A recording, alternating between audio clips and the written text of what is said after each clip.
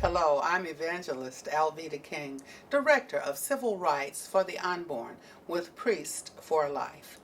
You may have heard that Priest for Life is really embroiled in a case before the United States Supreme Court for our religious freedom, the rights for our religious freedom, and it's around surrounding the HHS mandate, the Health and Human Services mandate that requires that employers provide access to birth control for its employees. Now, what's so odd about that at Priests for Life, and while we have the case before the United States Supreme Court, our mission is to uphold and protect the sanctity of life from conception until natural death, and to help women avoid the harmful pitfalls of harmful contraceptives, the shots, the pills, the devices, and etc. that are linked to heart attacks and strokes and all of that. And often the death of babies in the womb, because that morning after pill that they actually call contraceptives, that kills the baby after the baby's been conceived.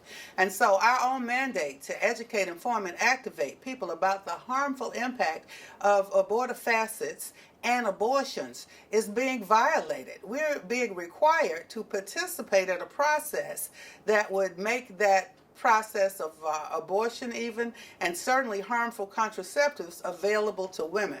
And so this is just another ongoing update of the case.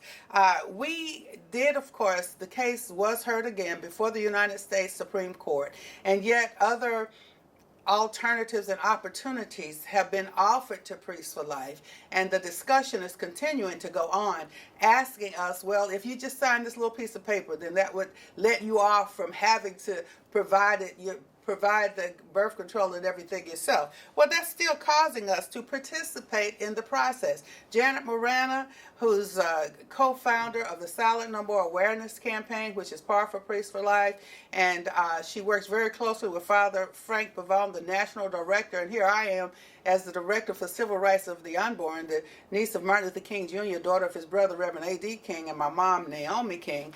And it's a civil wrong to impose these types of requirements on the religious freedom of people who are working hard to protect life from conception until natural death, and to protect women. And so with that update, we just ask you here at Priests for Life to pray for us as we stand before the United States Supreme Court. Priests for Life and other claimants are joined together, resisting what can be tyranny if we are not prayerful. Alveda King, Director of Civil Rights for the Unborn, Priest for Life.